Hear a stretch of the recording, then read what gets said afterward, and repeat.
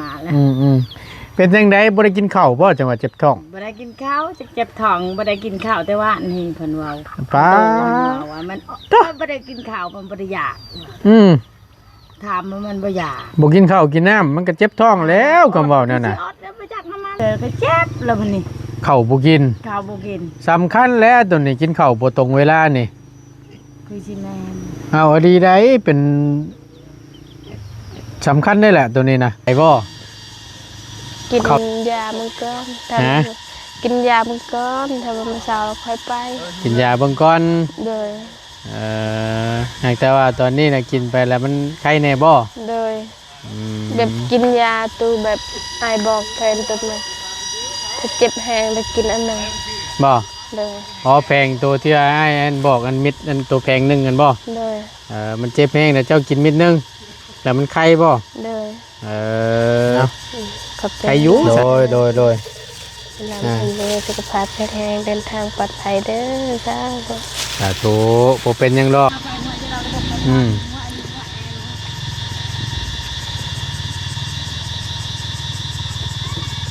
กินหลายๆโลดจังมันเป็นยังคืนมันกันแนวนั่นแหละยาธาตุน้ำขาวนะอันละเฮ้ยคือกระบูดมึงแซ่บจังกินโลดบ่เป็นยังให้มันเคลือบกระเพาะนั่นกินหลายๆจะกึกช่องกึกนั่น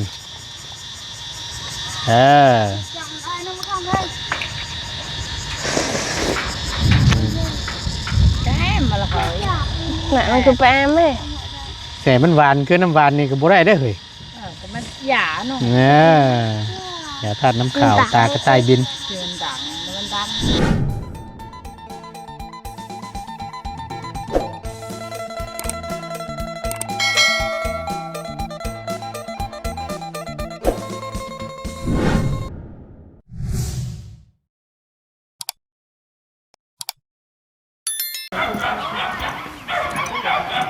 มาต่อกันบาดนี้พี่น้องเนาะหลังจากที่ทางบ่ตูนได้ออกไปกินข้าวแล้วก็ทั้งน้องเพิ่นก็นอนพักผ่อนจักเป็นจังได๋แน่ไข้แน่บ่เนี่ยไข้แล้วได้มาสบายดีครั้งเด้อเพิ่นกินยาบ่โดยได้มาก็ลอยมาแล้วเป็นจังได๋บ่ได้กินข้าวบ่จังว่าเจ็บท้องบ่ได้กินข้าวเจ็บท้องบ่ได้กินข้าวแต่ว่านี่เพิ่นเว้าป้าว่ามันบ่ได้กินข้าวมันบ่ได้อยากถามมันบ่อยากบ่กินข้าวกินน้ำมันก็เจ็บท้องแล้วคำเว้านั่นน่ะอดแล้วบ่จักน้ำมันอดแต่หยังน่ะอดลดหุ่นนี่บ่จักบ่ได้ลดดอกหุ่นฮะคือสิบ่อยาก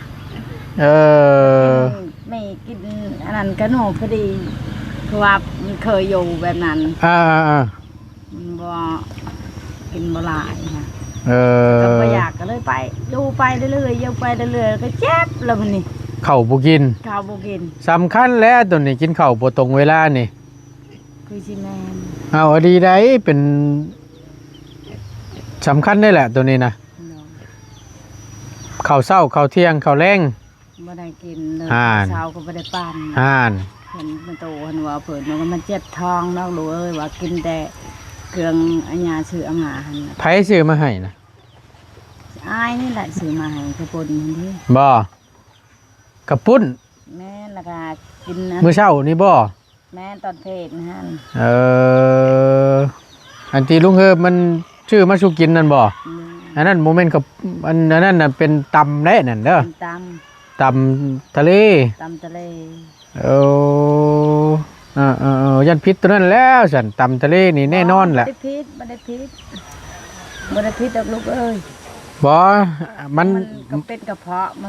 ก็นั่นแหละมันพิษตัวกระเพาะนั่นแหละมันเผ็ดเด้ตำทะเลนี่มันต้องเผ็ดไว้ก่อนถึงจะรับกินข้าวแล้ววันนี้ท้องเฮามันว่างแหละเฮากินตัวนั้นแหละมันแพ้กระเพาะเฮาเข้ามันบ่มีเด้ซะแม่นถูกต้องนั่นแหละเฮาหลุดตกใจเบิดเนาะเอานั่งถามกันอยู่ดีๆว่าเจ็บท้องขึ้นมาว่าซั่นน้ำตาไหลพึกๆงอกแม่ก็แล่นไปดูหมอแล้วแหละเพิ่นว่าเป็นอะไรบัดนี้ ไม่ได้เป็นในช้าง มันบ่ได้เกี่ยวกับผีกับสางจักดีเนาะมันเกี่ยวกับตัวเฮานี่ เกี่ยวน้ำตัวเองพยานเราเอง บ่ได้กินข้าว แม่น ตัวนี้แหละสำคัญกินข้าวให้ตรงเวลาเด้อตอนเช้าให้กินตอนเที่ยงให้กินเพราะว่า1มาห่างกายเฮาก็ยังบ่แข็งแรงเด้ แม่น เกี่ยวกับพยาธิเฮานำแน่เพราะฉะนั้นแล้วเรากินให้มันตรงเวลาแน่อยากบ่อยากก็ต้องกินนั่นแหละ แม่น ก็มันนี่นะดีขึ้นแล้วเนาะ แม่น เฮารถจักสิว่าจั่งใดชวนเพิ่นไปหาหมอเพราะว่าบ่ไป เราบ่ไปเราให้ย่านเข้ม โอ้ยย่านเข็ม ย่านเข้ม ให้เลือกเบิ่งเด้อระหว่างย่านเข็มกับเจ้าของชีวิตนี่เด้อ เลย ชีวิตเจ้าของอันน่ะ ก็เผื่อแน่เราเจ็บก็อดเอา โอ้ยเนาะ แต่น้อยก็จังว่าใครดูก็มีแต่ชัก โดย ชักยาตลอด นี่ชักยายว่าเคยชักอยู่ที่ย่านเจ็บอยู่บ่ใช่ เป็นยายมาเป็นหยานมันคนละให้เราพันส่วนชักละให้แล้วนะ เอาพี่น้องเอ้ยเนาะก็เข้ามาช่วงรอบค่ำๆว่าซั่นซะเข้ามาเบิ่งอาการน้องเพิ่นนี่แหละเป็นจังไดแน่ก็ว่ากินกินยาไปไข้แน่แล้วว่าซั่นก็ดีแล้วถ้าว่าไข้เนาะถ้าว่าอาการดีขึ้นเฮาย่านว่าเป็นนักนั่นแหละเพราะว่าชวนในโมเมนต์ว่าบ่ชวนพี่น้องคือเห็นในคลิปแหละบ่ตูนชวนไปหาหมอนะแต่น้องเพิ่นน่ะปฏิเสธบ่ไปจังใดก็บ่ไปน่ะคือทางเฮานี่ไปก็บ่แม่นว่าให้ไปผู้เดียวไปกับน้องไปกับแม่ก็ได้แล้วก็เรื่องเงินเรื่องค่ำเนี่ยก็บ่ยากหรอกแต่ก็สิช่วยออกเหลือสิออกให้เองก็ได้บ่เป็นหยังเรื่องเงินน่ะก็แนมไปกวดเบิ่งพี่น้องเพิ่นก็ว่าโอ้ยชวนน้องเพิ่นไปนั่นอันยันน้องเพิ่นนั่นกังวลเรื่องเงินเรื่องคำว่าซั่นยันบ่มีเงินว่าซั่นประมาณนี้นะพี่น้องเนาะเอาคำว่าใครล่ะก็ดีแล้วซั่นเนาะเฮาก็เป็นห่วงอยู่เฮ็ดได้ซั่นพี่น้อง FC เพิ่นก็เป็นห่วงเด้ เป็นห่วง น้ำตาคู่ปึกลง แม่ว่าเห็นอายเป็นห่วงแล้วโตเจ็บนี่ลูก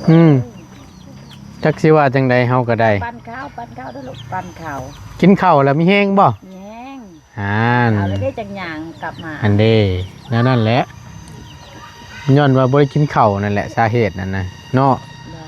เลย เดี๋ยวจงคอยร่วมน้ำกันกับน้องเพิ่นอันนี้เฮ็ดหยังนี่ต้มหน่อไม้บ่ ทำไมลูกเอ้ย อ๋อ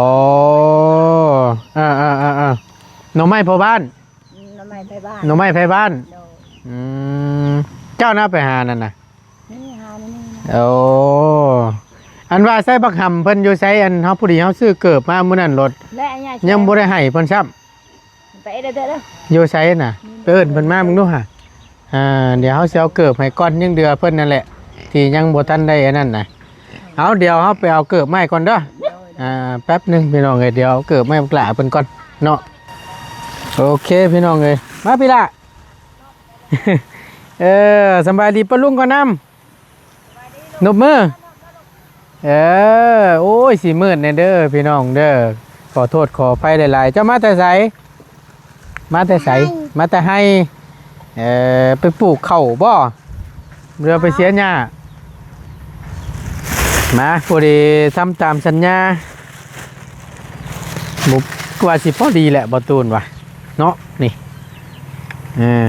ผู้สำนี้เป็นมักชีล้ำมื้อนั้นก็ได้เอาล่ะลองมึงเด้อลองเบิ่งเอาเบอร์2เบอร์3เบอร์2ตีนเจ้ากันเนาะโอเคพี่น้องเบิ่งเดี๋ยวประตูนสิเอาเกิบให้น้องเพิ่นก่อนเนี่ยสิตายพี่น้องเบิ่งเอาล่ะเอาลองเบิ่งซบเบิ่งเอาซบเบิ่งเด้อซบเบิ่งพอดีบ่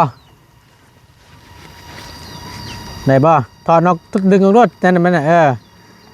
ได้บ่ได้อยู่บ่ถอดดึงออกรถนั่นได้บ่เคน้อมได้เนาะทำได้แล้วถอดนอกสายมันน่ะดึงรถนั่นแหละเคคักบ่บาดนี่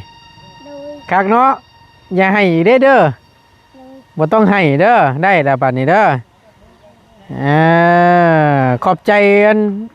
ทั้งพ่อตู้แม่ตู้เพิ่นดูเพิ่นเบิ่งอยู่นี่พ่อตู้หำพรกับแม่ตู้ติ๊กนั่นเด้ออวยพรให้แม่ตู้เพิ่นแน่อืมเอาเว้าดู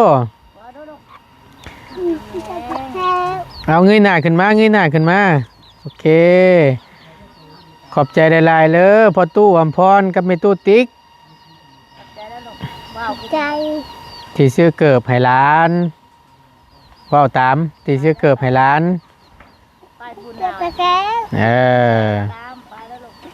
ที่ซื้อเกิบมาให้ร้านประตูที่ซื้อเกิบให้ร้านท่านขอบใจเด้อคอยอยู่ดีมีแห้งเด้อว่าวตามได้ไหม อยากอายมีแห้งเด้อประตูเอ้ยคอยลูกซื้อเกิบให้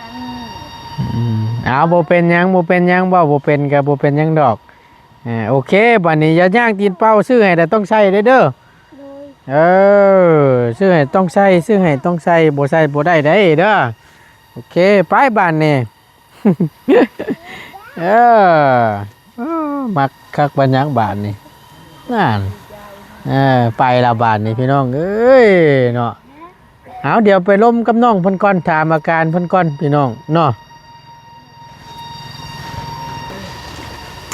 โอเคพี่น้องจักหน่อยนึงเนาะทางประตูนก็ได้ขออนุญาตคัดมาทางนี้นะจังหน่อยนึงบาดนี้พี่น้องเพิ่นก็แสดงความคิดเห็นกันเข้ามานี่ก็หลายเนาะประตูนเอ้ยว่าซั่นกินยาลายบ่ว่าซั่นกัดกระเพาะบ่จักว่าซั่นเนาะไปหาหมอเด้ออย่าปล่อยไว้นานหลายว่าซั่นเนาะชวนโมเมนต์บ่ชวนพี่น้องแต่น้องเพิ่นบ่ไปเห็นได้ซั่นเนาะเฮาก็บ่อยากบังคับบ่อยากฝืนใจเพิ่นนะถ้าเกิดเป็นหันเป็นนี่มาเนี่ยเฮาก็บ่คักบ่แน่ในใจนั่นแหละคำบ่พื้นว่าส่วนเพิ่นถ้าว่าบ่เต็มอกเต็มใจนั่นนะเนาะก็ทั้งนี้และทั้งนั้นเฮาก็ซอยอยู่บ่แม่นว่าบ่ซอยหรอกพี่น้องเนาะพี่น้องเพิ่นก็ถามเขาว่าหลังจากที่บ่ตูนลงคลิปไปพี่น้องเพิ่นก็ว่าบ่ตูนเด้อว่าซั่นระหว่างลุงเฮิมกับบ่ตูนนี่ไปเข้าไปหาน้องพรก่อนกันว่าซั่นผู้ดีทั้งบ่ตูนเข้ามาน้ำหลังหมู่พี่น้องทั้งลุงเฮิมเขาก่อนเห็นพี่น้องเพิ่นคอมเมนต์มาว่าเกี่ยวกับตำทะเลอยู่คำว่าจังซั่นแหละมันก็มีส่วนตรงที่ว่าเข้าบ่กินแล้วมากินอาหารทะเลเพราะว่าตำทะเลนี่แน่นอนแหละ1ต้องเผ็ดจังสิรับกินข้าวได้พี่น้องเพราะฉะนั้นแล้ว2มานี่ท้องเฮาว่างเข้าบ่ได้กินกระเพาะนี่แน่นอนแหละต้องถามหาอยู่แล้วเนาะตัวนี้แหละสำคัญเลยพี่น้องเห็นพี่น้องมันคอมเมนต์มาทางประตูนกับบ่ฮู้กันนะก็เลยแวะซื้อยาธาตุน้ำขาวมาให้ทั้งน้องเพิ่นพอได้กินนะแวะซื้อยาธาตุน้ำขาวมาให้เพิ่นก็หลังจากที่เพิ่นกินยาไปแล้วเนาะยามิดหรอกก็ยังบ่ทันได้กินยาธาตุน้ำขาวเขาว่าไข้แน่ว่าซั่นเนาะเอาเดี๋ยวเขาไปหาทั้งน้องเพิ่นก่อนภาพกระสีมืดแน่นึงพี่น้องเนาะไปภาพกระสีมืดหูมืดตาแน่นึงบาทนี่พี่น้องเนาะขอโทษขออภัยนำพ่อแม่พี่น้องหลายๆที่ภาพมันบ่สวยบ่งามเนาะโอ้ยเป็นจังไดล่ะใครแน่นอใครอยู่เข้ามานั่นสบายดีอีกครั้งหนึ่งโยทางง่ายก็ตกใจแล้วเนาะนั่งทำกันคุยกันจับเจืออยู่ก็จังว่าน้ำตาใดคู่พึกลงนึกว่าเขาบ่ได้กินน้ำปลาจักบ่ไอ้วะกินกระปุนแล้วก็แต่เช้ากินทอดไข่ตอนเช้านั่งกินทอดไข่เลยกินกับเอื้อยเราจะเมื่อบานพอแล้วประมาณ2-3 คำนั่นทอดไข่2-3 คำเลยแล้วก็ย่าบาทนี่ลุงเพิ่มมานะกินกระปุ้นกินขนมเลยขนมเลยแม่นบ่ข้าวปุ้นเลยโมเมนต์ตำทะเลบ่ตำทะเลตะลังเลยนี่แหละปัญหามัน เจ้าหู้บ่ดิบเล่นน่ะ แต่ลุงเพิ่มเราบอกว่าสุกแล้ว ลวก เลย เผ็ดบ่ ไม่ได้เผ็ดกินได้ กินได้ เลย มันก็ได้อยู่หั่นแหละมันสิบวกกับตัวนี้เด้อถ้าว่าถ้าว่าเจ็บท้องกระเพาะนี่นะอาหารนี่ถ้าว่าเผ็ดๆนี่แน่นอนล่ะพิษกระเพาะเข้าบ่กิน ตอนเที่ยงบ่ได้กินเลยบ่ ตอนเที่ยงไม่ได้กินในแต่เช้า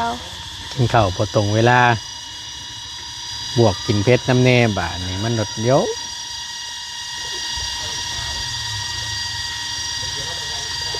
ตกใจเบิดเลย ส่วนไปหาหมอกับผู้ไปเนาะจักเจว่าจังใดไปบ่ กินยามันก้อนกินยามันก้อนถ้าว่ามันเช้าเราค่อยไป กินยาเบิ่งก่อน เลย หากแต่ว่าตอนนี้นะกินไปแล้วมันไข้แน่บ่ เลยแบบกินยาตัวแบบไอบอกแทนตัวนึงถ้าเจ็บแห้งไปกินอันนึง บ่ เลย อ๋อแพงตัวที่ไอ้อันบอกอันมิดอันตัวแพงหนึงกันบ่ เลย มันเจ็บแห้งแต่เจ้ากินมิดหนึงแต่มันไข้บ่ เลย ไข้อยู่สั่นคำว่านั่นน่ะแม่พี่น้องเพิ่นยังว่าบ่ตูนชื่อยามาให้กินมันสิเป็นไปนำไม้แล้วว่าสั่นทางบ่ตูนก็ซื้อมาให้ก็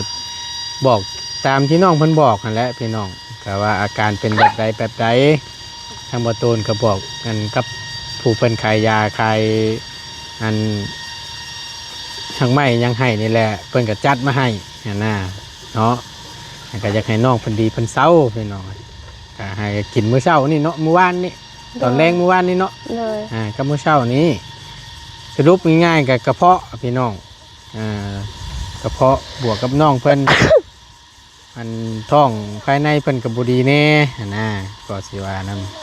เอามีแต่ว่าไอ้สิเอายาธาตุน้ำขาวมาไว้ให้นํเด้อถ้าว่าเจ็บมันเสียบมันเยิงแล้วก็กินยาธาตุน้ำขาวนี่แหละนำ เลย เอาไว้ไปมักท้องอืดท้องหยังนะเอาตัวนี้แล้วแก้ไปก่อนแต่ว่าตัวนั้นก็กินขี้เก่าหันแหละเด้อ เลย เอาแป๊บหนึ่งพี่น้องเดี๋ยวอันประตูนปลายามาให้เพิ่นก่อนมืดแล้วบาทนี่ อันไหนบ่เงาโย่ว่าสั่นมืดแล้วติโตข้างนี้ลิอันนี้ไปยอมเจ้าแล้วบ่เงาเลยยอมเจ้าแล้วไปเสื้อเจ้าแล้วบาทนี่ เอาอันนี้ก็เป็นเงินประตูนเองแหละซื้อมาให้น้องเพิ่นเป็นยาธาตุน้ำขาวลายเลยตากระต่ายบินเอา ขอบใจที่ไลน์ โดย เราเป็นสุขภาพแข็งแรงเดินทางปลอดภัยเด้อจ้า สาธุบ่เป็นหยังลอกซอยกันไปนี่แหละเฮ็ดได้ไรสั่นมันบ่เกินบ้าเกินแฮงง่ายกับบ่เป็นหยังได้อยู่ใครเนี่ยบ่ครับบ่นั่นกินโลดน่ะน้องเอ้ยบ่เป็นหยังกินโลดเขย่ากวดก่อนกินโลดนะบ่เป็นหยังดอกนั่นแหละเขย่าก่อน สวัสดีมันก็ได้ก็ได้เป็นกับตุ๊กตา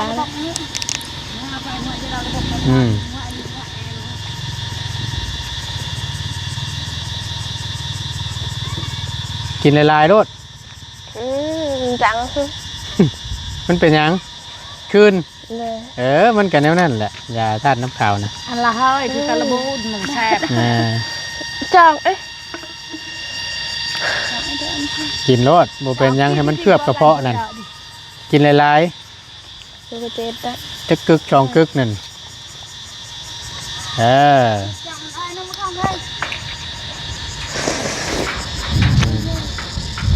บมาละเฮ้ย หนังคือแปมไหม แต่มันหวานคือน้ำหวานนี่ก็บ่ได้เด้อเฮ้ย ก็มันหยาเนาะ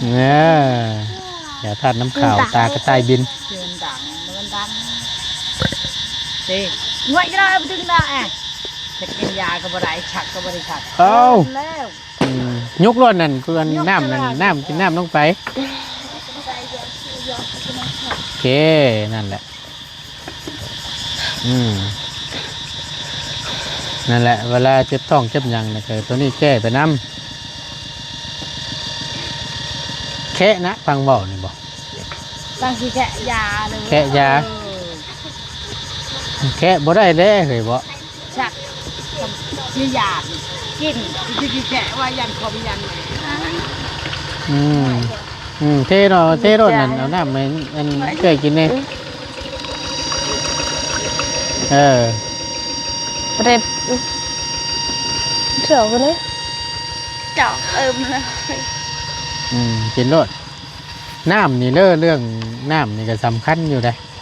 ระหว่างน้ำนองนั่นกับน้ำก๊อกนี่ถ้าง่ายว่าน้ำก๊อกนี่ใส่สะอาดกว่าทำเป็นไปได้นี่กินน้ำก๊อกนี่ต้มเอาแล้วก็กินด้วยตัวนั้นน่ะมันจักอีหยังอีย่านั่นนะสิไข่กว่าประจักใส่ก็ใส่กันน่ะ